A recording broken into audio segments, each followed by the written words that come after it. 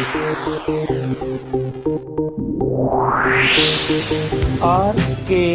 स्वागत है दोस्तों आपका एक बार फिर से हमारे YouTube चैनल RKB कैंफी वीडियोस में। एल्डिहाइड कीटोन और कार्बोक्सिलिक अम्ल के 17 क्वेश्चन आपके कंप्लीट हो चुके हैं। तो आज हम आपको 18वां क्वेश्चन समझाएंगे, जिसमें आपको कुछ क्वेश्चंस दिए गए हैं जिनका आपको कारण बताना है, उनकी व्याख्या करनी है। जिनमें सबसे पहला पार्ट है प्रश्न 12.18 में कहा है निम्नलिखित के संभावित कारण दीजिए, और इनमें सबसे पहला पॉइंट है कि साइक्लोहेक्सेनोन अच्छी लब्धि में साइनोहाइड्रिन बनाता है। लब्धि का मतलब यहाँ पर मात्रा है, अच्छे प्रकार से यानी सही निर्माण पूर्वक उसका निर्माण कर देता है, अभिक्रिया कर लेता है। परंतु 2,4,6 ये 2,2,6 की जगह 2,4,6 है। ट्राई मेथिल साइक्लोहेक्सेनोन ऐसा नहीं करता। इसका क्या कारण है? इस क्वेश्चन में आपको कहा गया है कि साइक्लोहेक्सेनोन अगर हम इसकी स्ट्रक्चर बनाएं तो कुछ इस प्रकार से इसकी स्ट्रक्चर हम बना सकते हैं। इस पर एक पोजीशन पर डबल बॉन्ड O बना दिया गया। ये साइनोहाइड्रिन यानी HCN के साथ रिएक्शन करके कंपाउंड बना देती है। लेकिन अगर हम 2,4,6 ट्राई मेथिल साइक्लोहेक्सेनोन को लें, 2,4,6, पहले तो हम इसका साइक्लोहेक्सेनोन बना लें। ये पहला कार्बन, ये दूसरे पर CH3, चौथे पर CH3 और फिर छठे पर CH3। ये पहला, दूसरा, तीसरा, चौथा, पांचवा, छठा। तो ये 2,4,6 ट्राई मिथाइल साइक्लोहेक्सेनोन हो गया। जब इसके साथ HCN की अभिक्रिया करते हैं तो ये कोई अभिक्रिया नहीं करती है, यानी अंतिम उत्पाद यहाँ पर हमें जो साइनोहाइड्रिन था वो प्राप्त नहीं होता। अब चलिए एक बार हम इस साइनोहाइड्रिन का यौगिक बनाकर देख लें तो वो कुछ इस प्रकार से बन जाता है। इस पोजीशन पर आपका CN भी आ जाता है और OH भी आ जाता है, यानी ये साइक्लोहेक्सेनोन साइनोहाइड्रिन प्राप्त हो जाता है। अब ऐसा क्यों है, इसका कारण पूछा गया है कि ये ऐसी अभिक्रिया क्यों नहीं देता जैसे ये साइक्लोहेक्सेनोन दे सकता है। तो देखिए, इसको समझने के लिए हमें कार्बन जो कार्बोनिल यौगिक होते हैं उनमें C डबल बॉन्ड O समूह होता है, और इस C डबल बॉन्ड O युक्त पर जो जुड़े हुए समूह हैं उनके आधार पर हमें इन दोनों पर उपस्थित आवेश, जो पार्सल आवेश, आंशिक आवेश, उसकी जानकारी करनी आवश्यक होती है। जैसे C डबल बॉन्ड O को देखें तो आंशिक धनावेश कार्बन पर होता है और अधिक विद्युत ऋणी होने के कारण ऑक्सीजन पर आंशिक ऋण आवेश आ जाता है। अब अगर हम साइक्लोहेक्सेनोन के इस C डबल बॉन्ड O की बात करें तो यहाँ जो कार्बन है वो CH के साथ जुड़ा हुआ है, यहाँ आपका कार्बन CH के साथ जुड़ा हुआ है। इसमें भी CH तो है लेकिन एक H की जगह CH3 आ गया। देखिए, मैं यहाँ पर आपको बता दूं कि HCN जब अटैक करता है तो उसमें से ये CN नेगेटिव अटैक करेगा, यानी ये एक न्यूक्लियोफिलिक एडिशन रिएक्शन होती है, नाभिक स्नेही योगात्मक अभिक्रिया होती है। लेकिन जब इस साइनोहाइड्रिन में हम लेकर चलें साइक्लोहेक्सेनोन में, तो जो C डबल बॉन्ड O समूह है, इस समूह पर यहाँ CH2 जुड़ा हुआ है और फिर CH2 जुड़ा हुआ है। जबकि जो ये मिथाइल साइक्लोहेक्सेनोन का है 2,4,6 वाला, इसमें इस CH के ऊपर एक CH3 जुड़ा हुआ है और फिर आपका ये C डबल बॉन्ड O जुड़ा हुआ है। CH पर एक CH3 जुड़ा हुआ है। आगे क्या जुड़ा हुआ है वो बात अभी बाद की है, हमें उसकी आवश्यकता नहीं है। फिलहाल हम इस संरचना के बारे में बात कर सकते हैं। तो देखिए, जो CH3 होता है वो इस हाइड्रोजन के मुकाबले, इस अगर CH2 को हम HCH के रूप में लिख लें, CH यहाँ हो गया, CH यहाँ हो गया, बाकी बचा आपका हाइड्रोजन और CH3। तो जो ये CH3 होता है हाइड्रोजन के मुकाबले इलेक्ट्रॉन रिलीजिंग ग्रुप होता है, यानी इसका प्लस आई इफेक्ट होता है, खुद पर इसके प्लस आई यानी प्लस का आवेश आ जाता है, जबकि ये साझे के इलेक्ट्रॉन इस CH की ओर आकर्षित हो जाते हैं, इसकी ओर कह सकते हैं ये CH3 भेज देता है। अब जो ये साझे का इलेक्ट्रॉन युग्म है, यहाँ इनके बीच प्रतिकर्षण होने के कारण ये इस कार्बन की ओर इकट्ठा हो जाते हैं। हमें जब योगात्मक अभिक्रिया देनी है न्यूक्लियोफिलिक, तो कार्बन पर हमें कैसा आवेश चाहिए? पॉजिटिव। लेकिन यहाँ इलेक्ट्रॉन इसकी ओर आकर्षित हो गए तो यहाँ हमारा पॉजिटिव चार्ज न आकर इलेक्ट्रॉन डेंसिटी बढ़ जाती है, जिस कारण यहाँ थोड़ा सा ऋणावेश आ जाता है इस कार्बन के मुकाबले में, या कह सकते हैं इस कार्बन के मुकाबले में। तो जो साइक्लोहेक्सेनोन का कार्बन है उस पर इतना धन आवेश उपस्थित होता है कि ये न्यूक्लियोफाइल इस पर अटैक करके योगात्मक यौगिक दे देता है, जबकि 2,4,6 ट्राई मिथाइल साइक्लोहेक्सेनोन में इलेक्ट्रॉन रिलीजिंग ग्रुप CH3 समूह जुड़ा होने के कारण इस कार्बन पर इतना धन आवेश उपस्थित नहीं हो पाता कि इस पर न्यूक्लियोफाइल यानी Cn नेगेटिव अटैक कर सके। एक कारण तो आपका ये हो गया। दूसरा कारण हम और बता सकते हैं कि CH3 का आकार हाइड्रोजन की तुलना में बड़ा है। CH3 का आकार अगर देखें तो यहाँ पर कुछ इस तरीके से ये आकार थोड़ा सा बड़ा हो जाता है हाइड्रोजन अकेले की तुलना में। तो यह हाइड्रोजन की तुलना में जो न्यूक्लियोफाइल अटैक होगा उसको रोक सकता है त्रिविमीय प्रभाव के कारण। इस प्रभाव को कहते हैं, बड़े आकार के कारण, त्रिविमीय प्रभाव, जिसको स्टेरिक हिंड्रेंस इफेक्ट कहते हैं। Steric hindrance.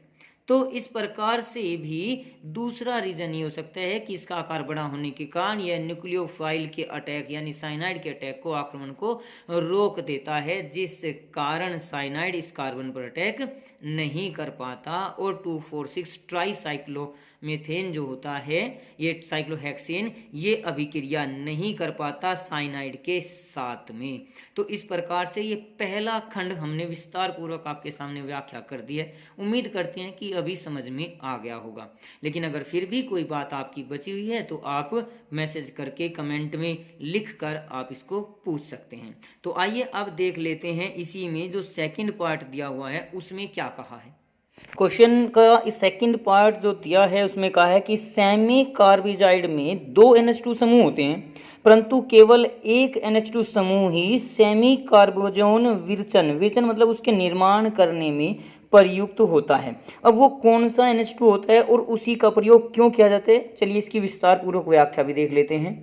दूसरे समूह में कहा गया है कि जो सेमी कार्बेजाइड होता है NH2 NH CO NH2, ये सेमी कार्बेजाइड होता है आपका, सेमी कार्बेजाइड। तो इसमें पूछा गया है कि इसमें 2 NH2 समूह हैं, इन दोनों NH2 समूह में कौन सा हाइड्रोजन, जो NH2 का हाइड्रोजन है, कौन से NH2 का हाइड्रोजन बंध बनाने में प्रयुक्त होता है या सेमी कार्बेजोन बनाने में प्रयुक्त होता है।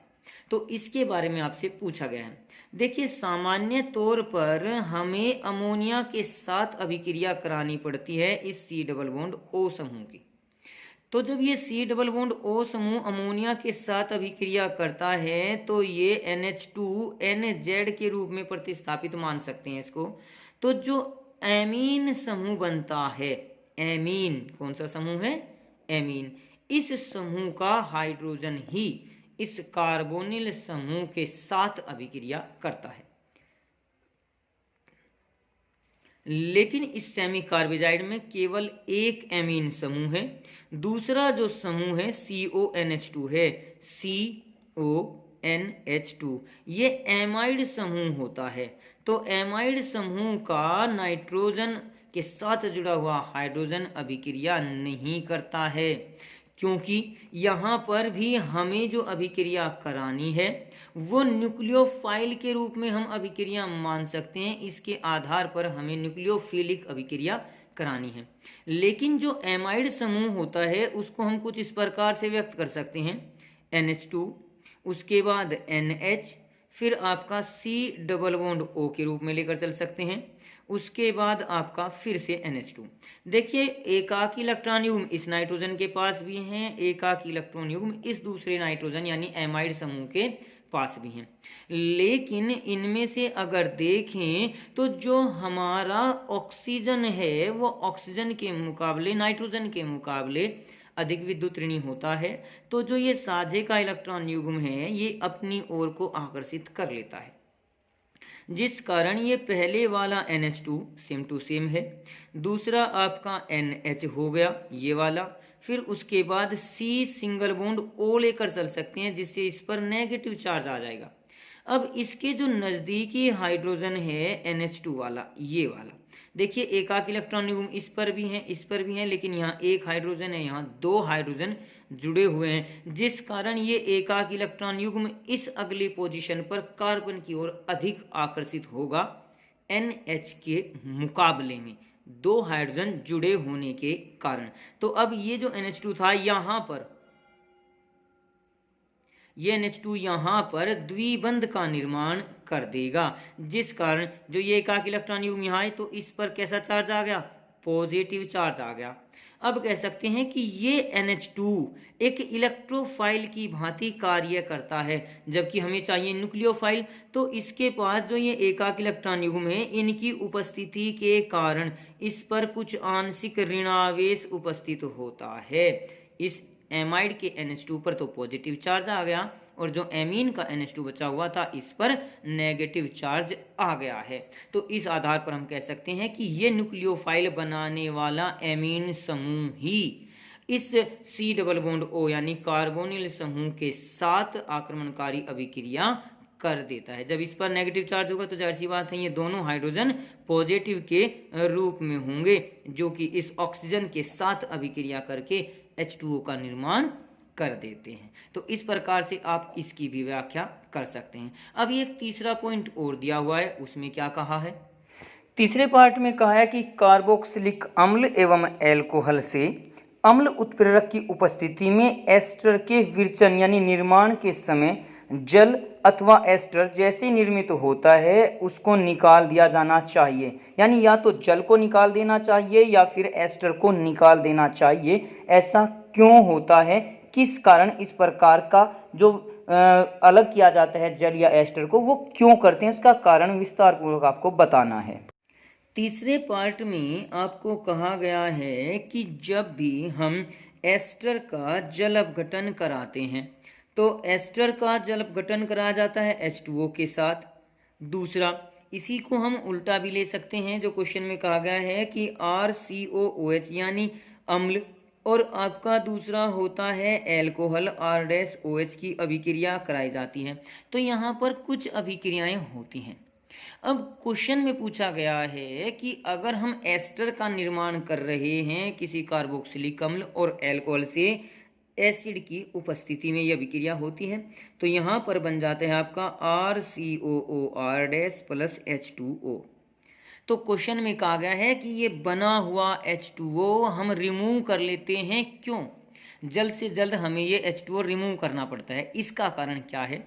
तो देखिए जो ये एस्ट्रिफिकेशन रिएक्शन होती है, एस्ट्रीकरण अभिक्रिया होती है, ये उत्क्रमणीय होती है, यानी अम्ल और एल्कोहल परस्पर क्रिया करके एस्टर का निर्माण तो कर देते हैं, लेकिन एस्टर भी जल के द्वारा अपघटित होकर जल के साथ अभिक्रिया करके अम्ल और एल्कोहल का वापस निर्माण कर देता है।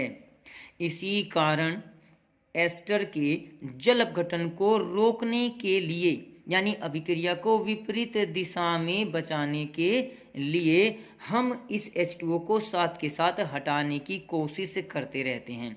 अब ये H2O निकलेगा कैसे, अभिक्रिया हो रही है और H2O क्या हम उसमें से कुछ बर्तन भर के निकाल सकते हैं बाहर, ऐसा तो होगा नहीं।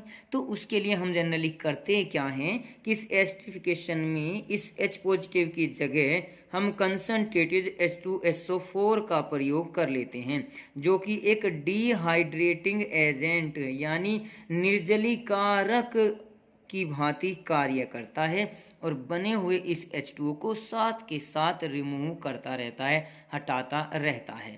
तो इस प्रकार से यहाँ पर हम इस थर्ड क्वेश्चन की व्याख्या कर सकते हैं। ध्यान करना, ये बात मैंने इस क्वेश्चन से अतिरिक्त बता दी कि आप इस बने हुए जल को किस प्रकार से हटाएंगे। तो इस प्रकार से आपको ये क्वेश्चन भी समझ में आ गया होगा। तो हमने ये 18वां क्वेश्चन विद एक्सप्लेनेशन आपको समझाया है। तो एक्सप्लेनेशन आपको कैसी लगी, इसकी व्याख्या अच्छी लगी, आपको समझ में आया या नहीं आया, तो हमें कमेंट में ज़रूर बताएं कि आप हमारी इस वीडियो से संतुष्ट हुए हैं या नहीं। तो आज की वीडियो में हमने आपको ये 18 क्वेश्चन करवा दिए हैं। अब अगली वीडियो में हम आपको बाकी के बचे हुए क्वेश्चन लेकर आएंगे और आपके सामने प्रस्तुत करेंगे। तो आज की वीडियो के लिए आपका धन्यवाद। आज की वीडियो में बस इतना ही। अगली वीडियो प्राप्त करने के लिए हमारे चैनल को सब्सक्राइब करें, वीडियो को लाइक करें और अगर वीडियो अच्छी लगे तो कमेंट्स करें और दोस्तों को भी शेयर करें।